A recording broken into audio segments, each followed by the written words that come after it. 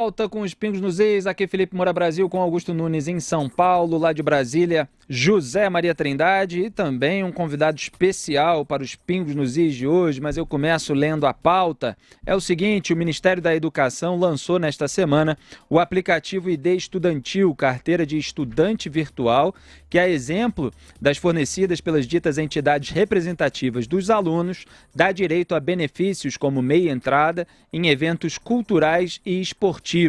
O presidente da UNE, Iago Montalvão, disse que o documento é retaliação ao movimento estudantil e quem pode esclarecer isso melhor do que ninguém, representando o próprio Ministério da Educação, é o ministro da Educação, Abraham Weintraub. Boa noite, ministro, seja bem-vindo mais uma vez aqui em Os Pingos nos Is, na Jovem Pan. Boa noite, Felipe. Boa noite, Augusto. Boa noite, Zé Maria. Sou fã de vocês três, viu? Gosto muito do programa, os três mosqueteiros aí. Ministro, como é que é esse aplicativo ID Estudantil e como é que o senhor reage a essas críticas de representantes da UNE? De quem? Do presidente da UNE, no caso, Iago Montalvão. Não conheço, não sei do que se trata. Gente, para com isso, assim, quanto custa cada carteirinha para um estudante que vai lá tirar R$ 35,00 mais o Sedex? Estamos falando aí que um estudante, fora o tempo que ele toma, R$ 50,00 para tirar a carteirinha, não tem controle, não tem um registro centralizado, a gente nem sabe se tem fraude ou não. E diante disso, o que acontece? A gente está aplicando, o governo Bolsonaro está transformando a identidade estudantil numa coisa moderna, igual que tem lá fora, com QR Code, sem fraude, você se identifica pela biometria do próprio aparelho celular, tudo isso muito rapidamente, e o custo para o estudante vai ser zero. Evidentemente que tem um custo em fazer tudo isso, mas é 15 centavos por carteirinha, então nem faz sentido cobrar. Quando você multiplica pelo universo inteiro de estudantes que tem no Brasil, nós estamos falando de um ganho para a sociedade de mais de R$ 1 bilhão, 1 bilhão e 200, 1 e 300, dependendo de como você analisa, porque o custo para todos nós brasileiros cai de 1 bilhão e 300 para 12 milhões. Então eu vejo como um ganho gigantesco de bem-estar, de segurança, diminui a fraude, serve até para a gente criar o primeiro cadastro único de estudantes. Não tinha antes, não estava centralizado, a gente não tem o registro de todos os estudantes no Brasil. Então é isso, eu não tenho retaliação de forma alguma. Quem quiser continuar pagando R$ 35,00 para a UNE, pode, não está proibido. A UNE pode continuar fazendo a carteirinha, as faculdades vão poder também. O que acabou foi o monopólio. Quantos bilhões de reais a UNE não ganhou dos estudantes, dos brasileiros, nesses anos todos que ela teve um monopólio da carteirinha estudantil. Essa medida já entrou em vigor, ministro? Já entrou em vigor, já tem mais de... Ontem estava com 1 milhão já de alunos cadastrados e está subindo rapidamente, então já está valendo. Então ela é mais barata do que a carteirinha da UNE e ela dá acesso... Diga. Para o aluno é zero. O aluno não paga nada. Só para esclarecer.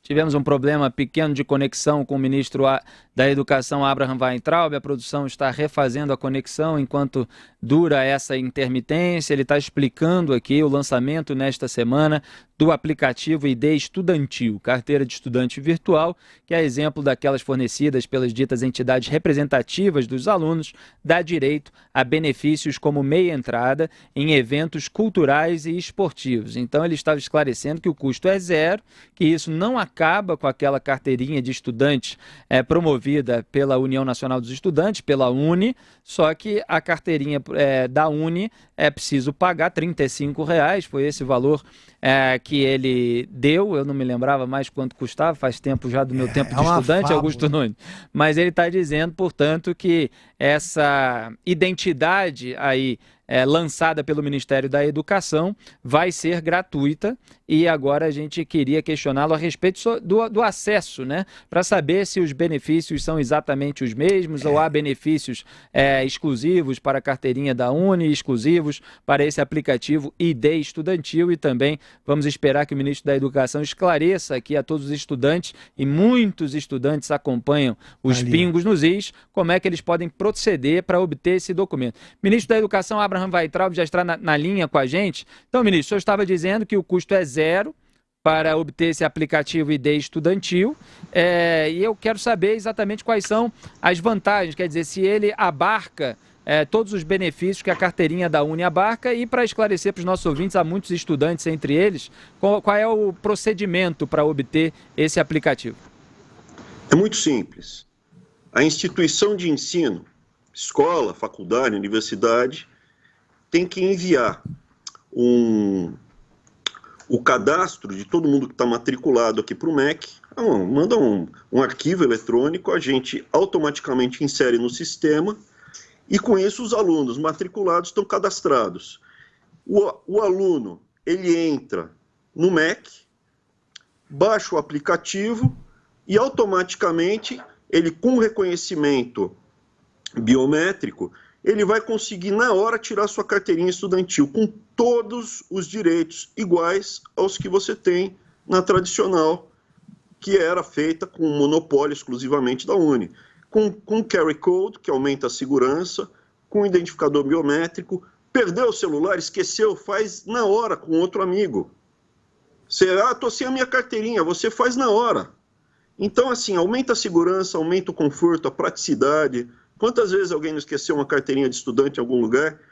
Baixa na hora, sem fraude, com segurança, com conforto, e o aluno não paga nada. Evidentemente que isso não cai do céu. Custou 12 milhões de reais, vai custar 15 centavos por aluno, né? Por carteirinha. Mas quem vai pagar é o pagador de imposto, porque não faz sentido eu cobrar 15 centavos, sai mais caro cobrar do que receber o dinheiro. E o conforto é gigantesco.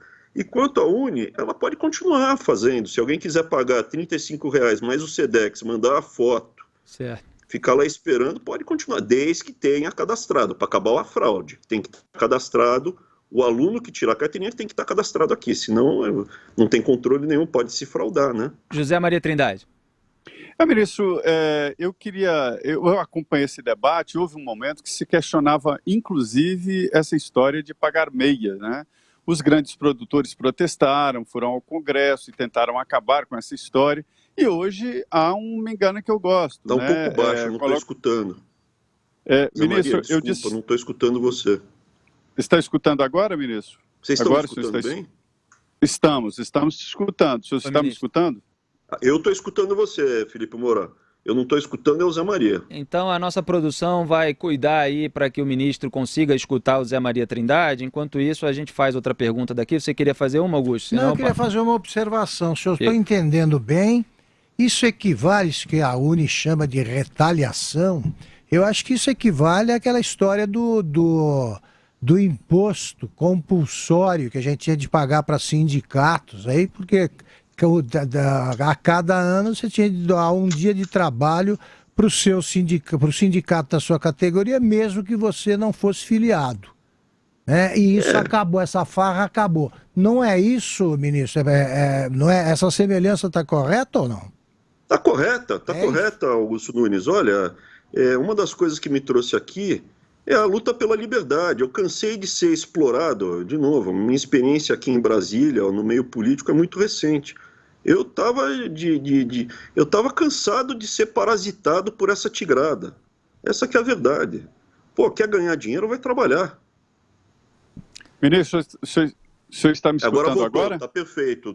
Então diga lá, Zé, vai com tudo. Estou escutando bem. Ministro, é o seguinte, eu acompanhei um debate no Congresso em que os produtores culturais questionavam essa história de direito à meia entrada, alguém tem que pagar isso. E hoje existe me engano que eu gosto, coloca o preço lá em cima, cobra meia de quase todo mundo, dá 1 quilo de alimento ou uma desculpa qualquer. Qual é a sua posição sobre esta obrigatoriedade da meia entrada, que na verdade não existe? Eu tendo, ela existe para cinema, né? Em cinema o estudante acaba pagando meia. Olha, a princípio, eu sou contra a meia entrada para estudante, porque no limite, o dia que um cortador de cana quiser ao cinema, ele tem que pagar uma inteira, enquanto que vai ter um estudante de uma escola de mensalidade de R$4.000 que paga meia, ou um estudante de uma mensalidade de R$1.000, ou um estudante que tem mais dinheiro do que um cortador de cana que vai pagar meia. Então, a princípio, eu sou contra. Mas diante da realidade que a carteirinha existe, que faz parte da nossa cultura, da nossa sociedade, pelo menos vamos fazer ela mais eficiente. Esse é o meu trabalho, fazer mais eficiente, diminuir a fraude. Com a carteirinha digital acaba a fraude, aquele negócio do cara que vai lá e consegue uma carteirinha para pagar meia, isso acaba, né? É só estudante que vai ter mesmo a carteirinha digital. Ministro, tem um assunto que a gente não pode deixar de falar aqui, é que nessa semana um relatório preliminar feito por uma comissão da Câmara dos Deputados acusou o Ministério da Educação em 2019 de, aspas, fragilidade do planejamento e da gestão, o que, segundo o documento, impactou diretamente a formulação e implementação das políticas educacionais. Fecho aspas. O deputado Felipe Rigoni, relator do grupo, disse que o relatório evidenciou que, aspas, a educação brasileira está solta e não segue um planejamento estratégico ou tático. Fecho aspas. Como é que o senhor rebate essa afirmação? Olha, depende de quanto tempo eu tiver. O relatório não está oficial, é oficioso, ele vazou, bem a cara dos dois parlamentares. É uma comissão extraordinária, não faz parte de uma comissão permanente de educação. Ela foi criada diante da articulação da Tabata e do Felipe Rigoni. E é oficioso, ainda não está oficial. Então, tudo isso são suposições que eu tive acesso indiretamente, porque eles não tiveram a dignidade de mostrar isso pessoalmente para mim. E eu posso comentar esse oficioso. Eu não tenho prova cabal que é deles mesmo. Eu vou começar dizendo o seguinte: a Tabata e o Felipe, eles são financiados pelo Jorge Paulo Lemann. Jorge Paulo Lemann, para quem não sabe, ele é um grande monopolista, ele tem 70% da cerveja brasileira, um ex-banqueiro, e tem interesses na área da educação muito forte. Basta dizer que o ex-ministro trabalha na Fundação Jorge Paulo Lemann, e um outro ex-ministro trabalha numa empresa ligada a um sócio dele. Eu diria que eles, como diriam os americanos, eles não são isentos na hora de formular. E eu queria ler o relatório, porque é um relatório muito ruim, muito mal feito.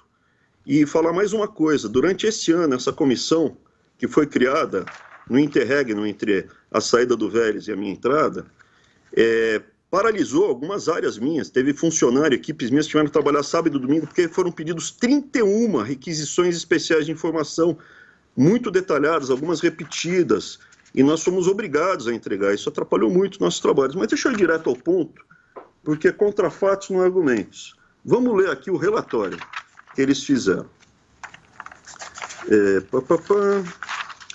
Está aqui. Ministro, pois não. Eu poderia só, eu queria acrescentar uma pergunta, porque na sua resposta o senhor já pode tratar disso, né? Essa mesma comissão que diagnosticou, segundo membros do grupo, o cenário de paralisia na gestão do Ministério da Educação, pretende apresentar uma PEC para blindar a pasta de bloqueios do orçamento. A PEC, segundo eles, evitaria cortes e contingenciamentos na pasta. Isso seria uma boa medida? Então, por favor... Olha, Augusto, eu acho, realmente eu já fiz um introito descrevendo qual foi a atuação pouco correta, tanto da Tabata Amaral quanto do Felipe. Os dois são ligados a oligarcas, eles se apresentam como parlamentares de esquerda, mas são ligados a grandes oligarcas do Brasil, com interesses na área. Eu já tive, logo que eu cheguei, ela conseguiu dar uma lacrada no ministro anterior, e logo que eu cheguei ela tentou repetir comigo, falou que ia me processar, porque eu tinha falado mentiras disso, daquilo. Não me processou, porque tudo que eu falei era verdade. O parlamentar pode mentir, ele tem essa blindagem constitucional, inclusive, dele poder falar sem provar nada do que ele fala. Mas se eu mentir qualquer coisa, eu sou responsável. Não me processou, estou esperando até agora, porque eu só falei verdades naquela época.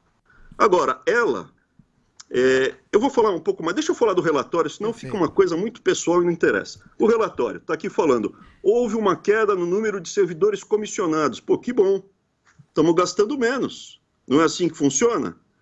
Essa é a primeira crítica, composição.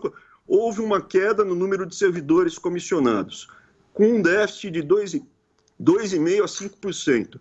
Que bom, que eu gasto menos do que o necessário. Depois, a segunda crítica, que tem pouca mulher ocupando o cargo. Veja, Eu tenho mulher na diretoria, eu tenho mulher assessora, eu tenho 2 filhas, minha mãe era médica, eu estou em outra geração. Esse papo de, não, mulher, homem, para mim tanto faz, eu quero que entregue resultado. Eu já sou de outra geração. Esse papinho furado, velho, aliás, ela tem toda a cara daquela velha, usa aquele colarzinho de pérola, aquele jeitinho dela, faz caras e bocas, e é amada pela Rede Globo e pelo Serginho Groisman, exatamente como há 30 anos atrás. Vamos lá. Mulheres, homens, para mim tanto faz, eu tenho que entregar resultado, gestão. E, se ela defende tanto mulher, por que ela não sai lá do partido do Ciro Gomes? Ciro Gomes é machista pra diabo. Segundo, daí ela faz uma grande crítica. Houve aumento na escolaridade dos servidores comissionados da CAPES e do FNDE. Isso é áreas que eu tenho, eu trouxe gente com mais escolaridade. Essa é a crítica que ela faz. Menor número de agentes em cargos de confiança com atuação prévia em instituições na área de ensino. Sim, eu estou promovendo uma revolução na área do ensino. E eu tenho que trocar as pessoas que estão aqui há 30 anos, levando a educação brasileira para a última posição da América do Sul. Então, sim, há uma grande crítica de 2 pessoas que têm ampla experiência com gestão, nunca tocaram um carrinho de pipoca, não sabem como é tocar uma empresa. Há uma maior rotatividade do cargo, que resulta em descontinuidade das atividades e instabilidade nas políticas. É uma afirmação vazia. Há mais rotatividade? Sim. E eu vou explicar por quê. Agora, isso não resulta em mais instabilidades, sendo que eles salientam que a área que houve mais rotatividade foi no INEP, que é o responsável pelo Enem. Agora, deixa eu resumir tudo isso. Eu sou um cara da iniciativa privada. Quem participa de reunião comigo sabe como funciona. Eu não tenho compromisso com erro. Eu trago gestores 8. Eu errei em 1, troco na hora. Depois, eu estou com um problema de previsão de orçamento. Eu aviso. Mês que vem, a pior projeção, o cara está na rua. Aí chega o mês que vem, eu mando embora.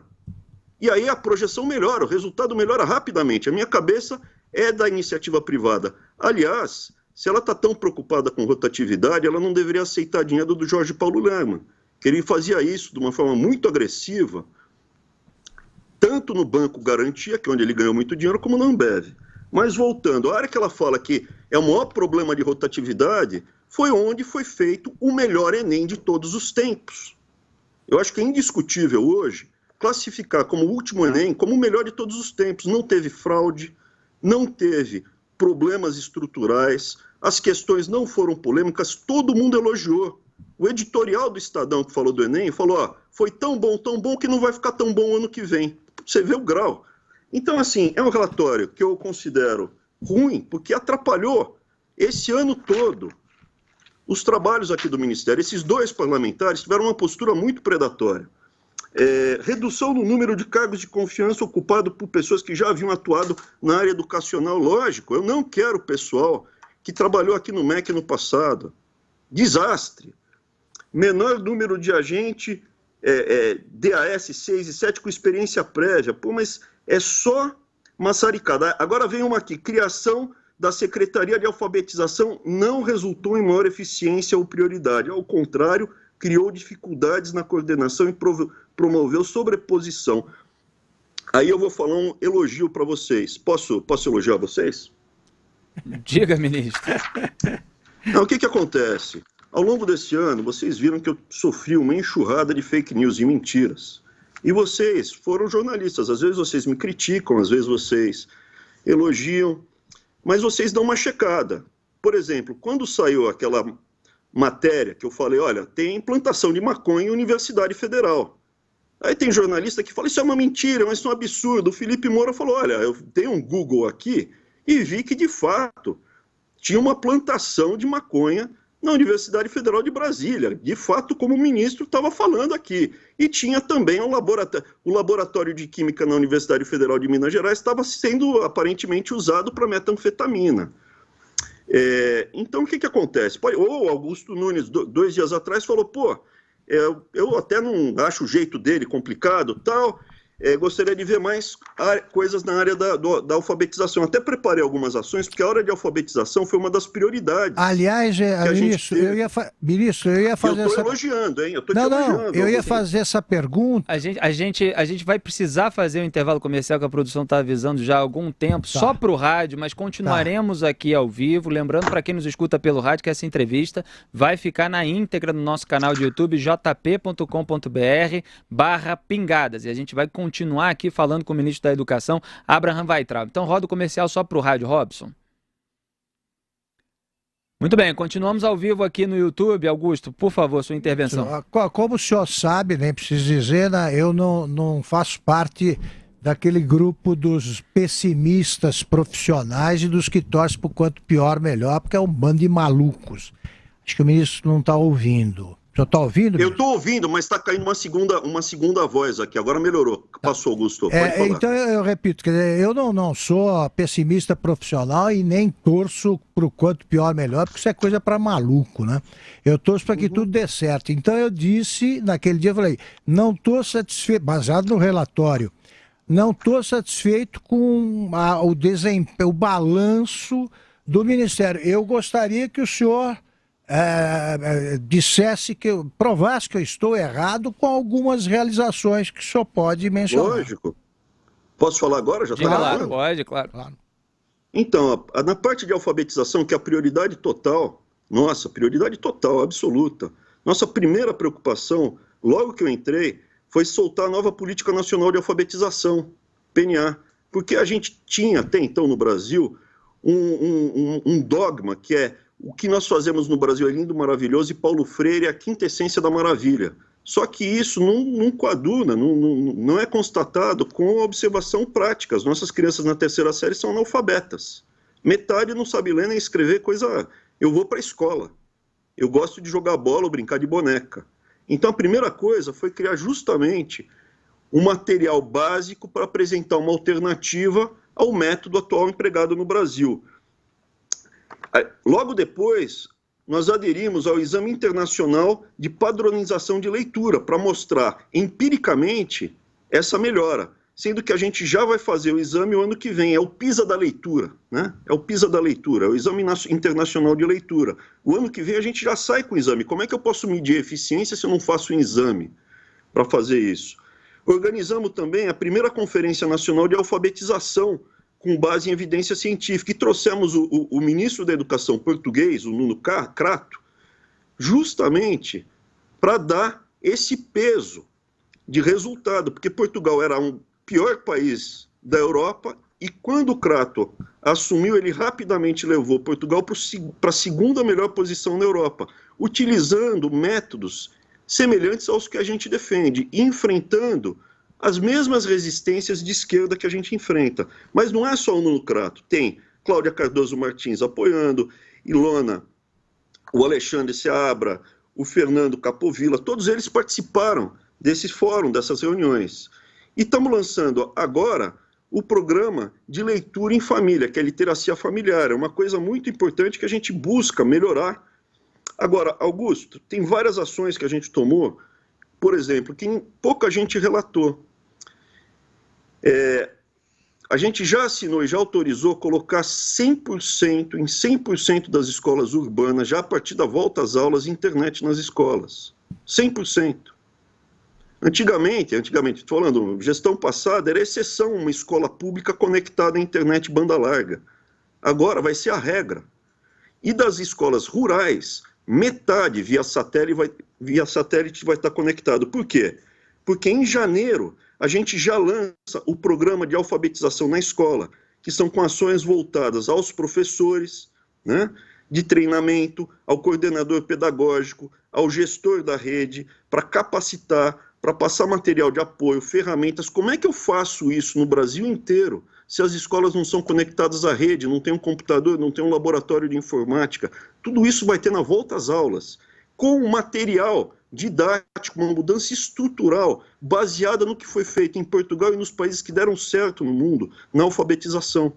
Então, a alfabetização, essa primeira etapa, é prioridade para a gente. Agora, eu posso continuar falando. Internet. Por que eu tô botando, por que a gente está botando? Por que o governo Bolsonaro está botando internet nas escolas? Só um segundinho. Salve, salve. Estamos de volta com os Pingos nos Is. Felipe Moura Brasil com Augusto Nunes em São Paulo. Lá em Brasília, José Maria Trindade e o nosso convidado especial, ministro da Educação, Abraham Weintraub, que estava falando sobre a internet. A gente vai pedir para ele continuar em instantes, mas a partir de agora, quem nos acompanha pela Jovem Pan AM, pela Rede News, passa a ouvir a Voz do Brasil, mas seguimos aqui na FM, normalmente em São Paulo, na Rede FM, nos aplicativos da Jovem Pan e no YouTube. Muito bem, continuamos ao vivo, portanto, em jp.com.br/pingos com o ministro da Educação, Abraham Weintraub, que ia falando sobre a internet. Diga, ministro, conclua o raciocínio, por favor. Então, o governo Bolsonaro, gastando 280 milhões por ano, vai conectar 100% das escolas urbanas à internet banda larga e, via satélite, 50% das rurais. Acho que o ano que vem a gente já termina com todas as escolas. Vai ter sempre uma exceção que não vamos conseguir conectar uma escola pequena, mas estamos falando já na volta às aulas de conectar em banda larga 30 milhões de crianças, seus professores, diretores, coordenadores pedagógicos, para poder fazer treinamento. Treinamento do quê? De um novo método de alfabetização que foi desenvolvido esse ano. Então teve muito trabalho, principalmente para quebrar paradigmas e dogmas. Não foi um trabalho óbvio nem fácil falar que o Paulo Freire não deu certo no Brasil, apesar do Brasil estar em último lugar na América do Sul em termos de nível educacional. E está em último não por causa do governo Bolsonaro, porque o último exame foi 2018, que era a gestão PT. Ministro, só um complemento rápido ao que o senhor falou. De fato, quando o senhor falou em plantações extensivas de maconha em universidades, eu citei aqui um exemplo da Universidade de Brasília, fiz a minha pesquisa, claro, tem uma notícia lá de 2017, está disponível no G1, Polícia Civil descobre plantação de maconha na Universidade de Brasília. O senhor citou outra notícia que justificaria a sua declaração. O que tem acontecido muito de ruído em torno dessas declarações, me parece que é pelo caráter mais generalista, né? Plantações extensivas de maconha nas universidades, aí começa a haver toda uma reação de vários reitores, de várias universidades, cobrando provas, a ação do PSOL para chamar o senhor na Câmara para se explicar. Teve também um tempo atrás, o senhor falou em balbúrdia nas universidades, também houve uma reação parecida. O senhor considera que esse tipo de declaração ajuda no debate, é eficaz para chamar atenção para um problema que as pessoas podem reconhecer nas universidades, ou acaba gerando mais problema? Como é que o senhor avalia essas polêmicas nas quais o senhor está inserido? Olha, vamos lá, minha vida pregressa, antes de me tornar ministro, era uma vida sem polêmica nenhuma. A única coisa que eles conseguiram achar foi um boletim ruim quando eu tinha 17 anos, porque eu tinha arrebentado meu braço. Eu não cobro o mesmo padrão, a mesma constância e sobriedade que eu tenho na minha vida privada, familiar, dos outros, porque cada um tem a sua trilha. Mas falar que eu sou polêmico, eu não sou uma pessoa polêmica, eu tenho um compromisso com a verdade. O que acontece? Eu, pessoalmente, um adulto quiser fumar maconha, vai fumar em casa, eu, como ministro da Educação, eu não iria me meter. Agora, imagina o seguinte, eu sou pedreiro, sou marceneiro, o filho da vizinha entrou numa faculdade, vou te ajudar todo mês com R$1.000 para você pagar a faculdade. Aí você está passando na frente da faculdade, o cara está tomando cerveja, em vez de ir para aula. Eu paro de pagar. O que acontece? A Universidade Federal é paga com o meu imposto, com o seu imposto, imposto no leite, no café, no gás. E aí o pessoal, isso é amplamente divulgado, você vê um monte de situações que são totalmente incompatíveis com o que eu gostaria de utilizar o meu dinheiro. Não tem menor cabimento. Eu pagar imposto para o pessoal fazer festa, para o pessoal, sim, consumir drogas, isso daí está amplamente divulgado, não são duas escolas, tem um monte de vídeos no YouTube que mostram consumo aberto, para o pessoal fazer balbúrdia, em vez de estudar, terminar a faculdade e trabalhar e pagar imposto. Então, assim, a minha polêmica é porque eu resolvi, fui o primeiro a verdade é essa, eu fui o primeiro a falar algumas coisas. Paulo Freire não funciona, é muito ruim.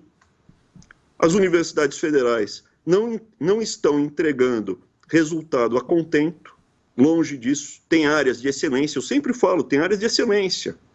Tem o joio e tem o trigo. E o trigo é usado como refém. A Universidade Federal do Rio de Janeiro, que deixou queimar, e aqui eu estou sendo bem bonzinho, deixou queimar o Museu Nacional, agora tem a COP, que é uma área de excelência, é um tesouro, uma preciosidade, que faz toda a pesquisa para extrair petróleo em profundidade. E está fazendo o mesmo jogo, ou dá mais dinheiro, que já gasta 3.700 bilhões de reais por ano, com esse dinheiro eu poria todas as crianças que precisam estar fora da creche, colocaria em creche, ou então, de repente, a COP pode, de repente, sofrer com isso. É refém.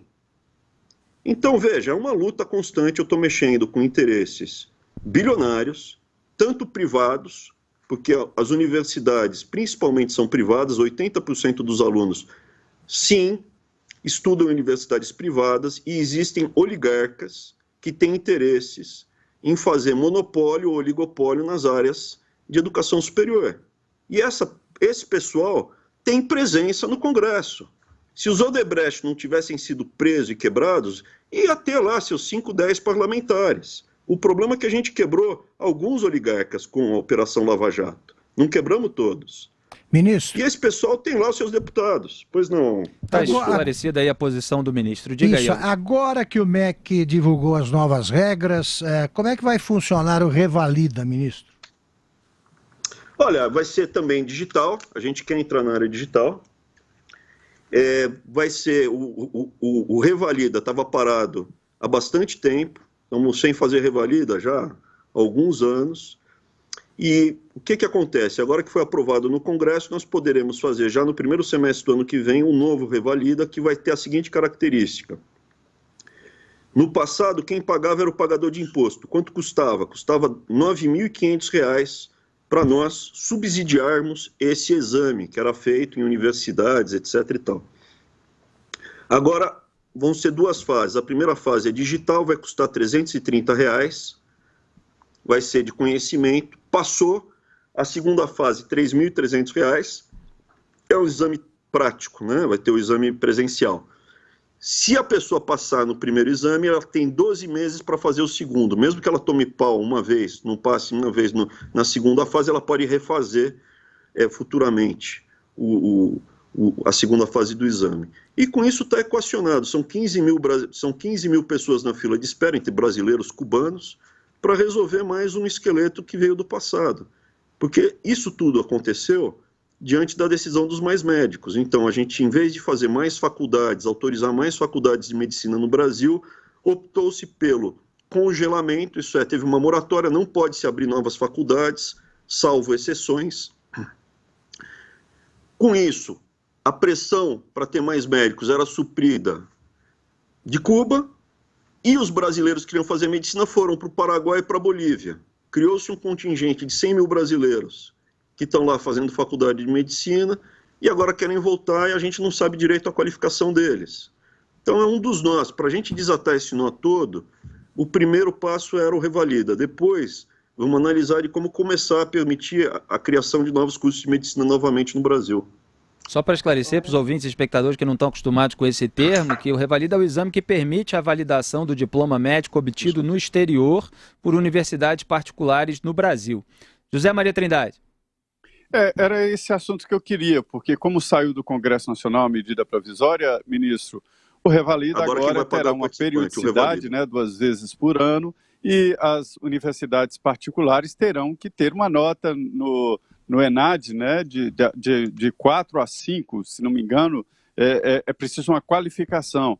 E há uma resistência, evidentemente, aí do mercado de médicos e tal, e o senhor está dizendo que o presidente Bolsonaro deve sancionar sem vetos essa parte, né, o Revalida, e vai avaliar, evidentemente com essa periodicidade, a qualidade dos diplomas no exterior. O senhor vai exigir o Revalida para o médicos pelo Brasil?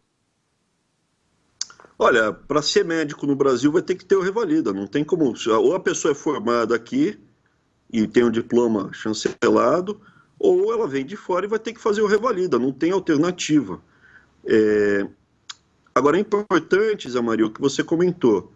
O exame é feito pelo MEC em associação com a Universidade Federal de São Paulo, a Universidade Federal do Ceará, o Sírio-Libanês, e depois que a pessoa é aprovada no Revalida, ela procura uma universidade nota 4, 5, que são as notas mais altas que tem, isso é, vai procurar uma PUC, pode procurar uma federal também, uma universidade pública, mas pode procurar agora uma PUC, pode procurar uma Mackenzie, pode procurar uma universidade bem ranqueada que tem uma faculdade de medicina, para daí chancelar o diploma dela como médico. Isso é, a universidade tem que passar no exame e depois encontrar uma universidade nota 4 e 5, uma universidade boa, para reconhecer o diploma dele. Eu acho que só a gente vai resolvendo esse problema que herdamos do passado, né? Ministro, e é rápido, ministro, esse procedimento? Os que estão aguardando, como o senhor disse, eles podem esperar um procedimento rápido? Olha, normalmente, Zé Maria, eu costumo cobrar da minha equipe resultado rápido, entendeu? Então, eu acho que está tudo resolvido no primeiro semestre, tá? Ministro da Educação, Abraham Weintraub, preciso encerrar a entrevista. Muito obrigado por mais essa participação aqui na Jovem Pan. Uns pingos nos is. Boa noite, bom trabalho. Boa noite, obrigado, viu? Fiquem com Deus.